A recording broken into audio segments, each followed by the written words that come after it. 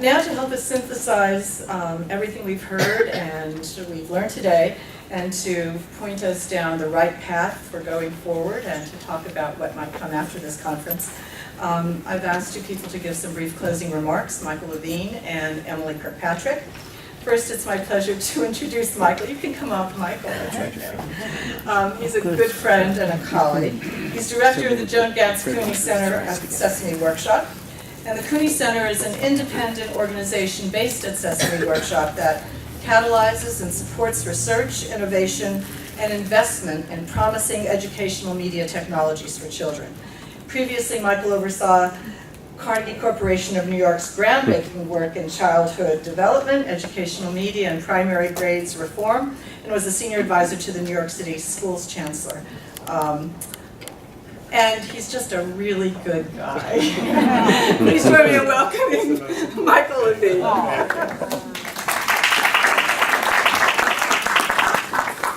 George Lee, I was thinking about thank you, Ellen. Putting the HS and HHS. I think at Sesame Workshop and at the Cooney Center, we like to say we're putting the fun in dysfunctional.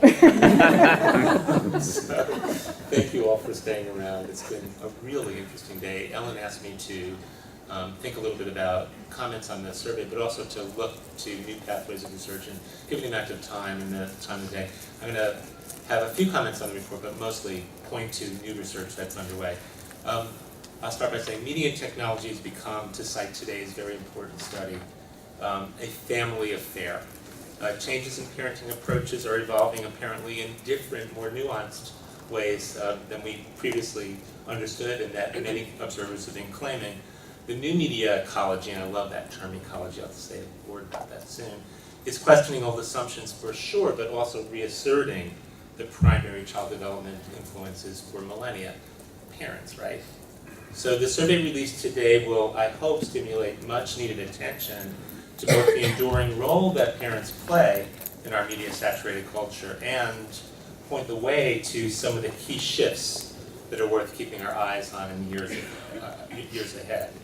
At the Cooney Center, as Ellen suggested, we've been mapping and tracking the rapid pace of change in what we at times have been referring to, and maybe we have to change this, Lisa Guernsey, the digital Wild West for both parents and educators. Maybe that's a little bit of an overstatement. But among the issues touched on today that we think are critical are, one, a better understanding of the context of media use. What are the best opportunities, settings, and situations for families to learn and play with media together?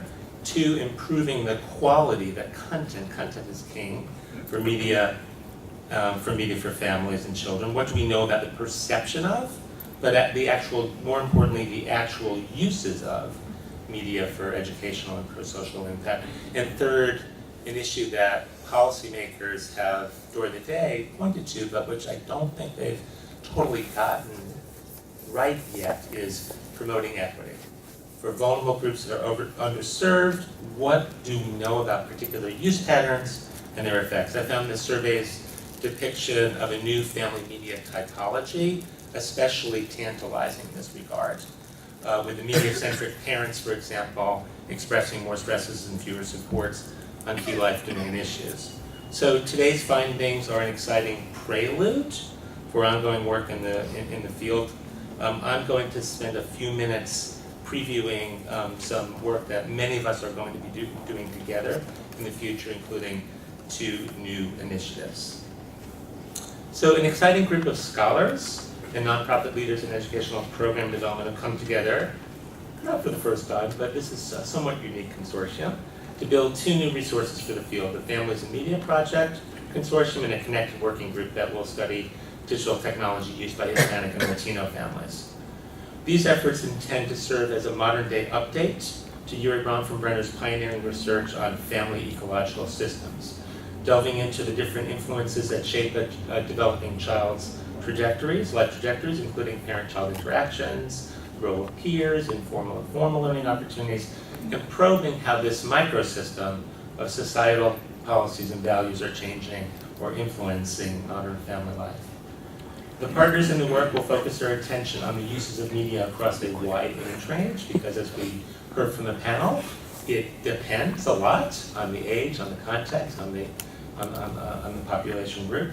As represented by our anchor partners at Sesame Workshop for the preschool set, and at ARP, where grandparents are increasingly involved in child-rearing responsibilities. How many of you knew that the average age of a grandparent is 47? Where that 2.5 million grandparents are in primary child-rearing modes? It's very, very interesting. So we're delighted to have been able to bring together some of the leading scholars and media experts from across the country, from Stanford to ASU to Northwestern to Rutgers, and to be working with leading early education and literacy organizations, many of whom are represented on this slide. We're also delighted to be working closely with so many of you in the audience today, National Center for Family Literacy, Common Sense Media, New America Foundation, and many other groups. It's just been a delight being part of the collaborative process. As I noted, we have a special interest in what educational media experts refer to and what Ellen and Vicki described as learning together, or joint media engagement. This principle, discussed by our panel earlier, is a key one that educational media organizations, beginning with Sesame Street some 4 decades ago, discovered as a powerful prospect for enhanced intergenerational and peer-to-peer knowledge development.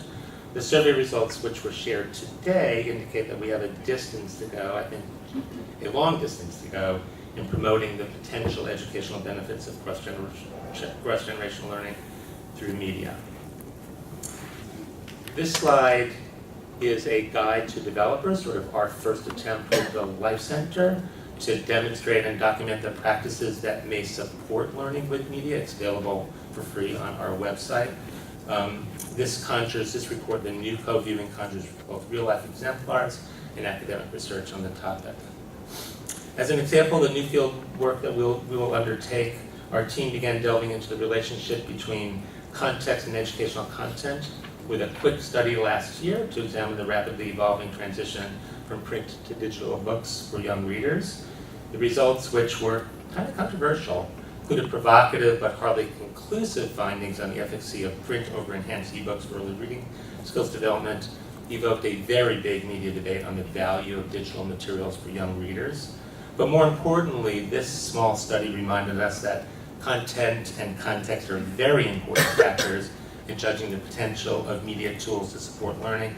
The study also made it clear to all of us that different families are using digital media in very, very different ways, and that a deeper dive into the world of underserved families, in particular Hispanic and Latino families' use of digital media, is very timely. Working with NCFL and others and leading scholars, we are at the beginning stages of a new initiative to understand technology and equity issues. Last June, we held a forum near here in cooperation with the Obama administration on the uses of technology with Hispanic and Latino households. And in April, we reconvened members of the group to finalize a report we will release with NCFL and others next week. That report will recommend a series of national action steps to ramp up research and development on the potential uses of educational technologies for underserved families. The report on Latino families is previewed here. A number of new studies are being planned as a result, including one on digital equity this summer in Chula Vista, California, under the direction of Dr. Vicki Katz, who you heard from on the panel. The new Aprendiendo Juntos, Learning Together Council, along with the Families and Media Project, will also be developing a special in-depth report, which Vicki Ryda will be playing a large role in, on the Hispanic family oversample from the Northwestern study, which was previewed today. This work will inform the Families and Media Project initiative I previewed a few minutes ago. Starting later this month, the partners will begin a 5-year study with 3 different parts. They're previewed here: a national survey, which Vicki Ryda will be a part of, regional family field studies on topics of great interest and sort of depth analysis, learning a lot from Eleanor Oakes' pioneering work that she described earlier today, and a longitudinal outcomes study, which is going to be taking a look at the long-term impact of high-quality educational media interventions in different kinds of communities. Our intention with this multiplex, multidimensional Families and Media Research Project is to, 1, stimulate national investment in more R&D, we really need it. 2nd, inform policy on digital equity, family engagement, and education reform. 3rd, we will continue to use these knowledge bits to translate and to create what we hope will be usable knowledge for designers and developers and those who are involved in media-based interventions. And finally, to develop resources, practical information, pragmatic stuff for parents and educators. Finally, led by Vicki Wright, as I suggested before, the first part of the study will go into the field this month. It's going to include a special emphasis on African American and Latino families again, with a focus on educational quality. We don't know nearly enough about the perceptions about educational quality among parents of 2 to 10-year-olds. Results will be released before the end of the year.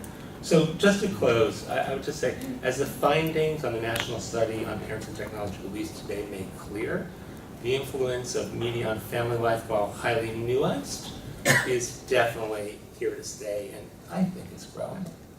It's our goal at the Cooney Center to champion the important work being done by others in this room and throughout the United States and the world, because we think that the important issues in a digital age are not being recognized nearly enough by the public institutions that are just beginning to dedicate important financial resources to them. We firmly believe that by working and learning together, educators, parents, policymakers, and media designers can gain the needed insights to, after all, do what we need them to do, deploy these technologies in increasingly powerful ways. The children deserve nothing less. Thanks for listening.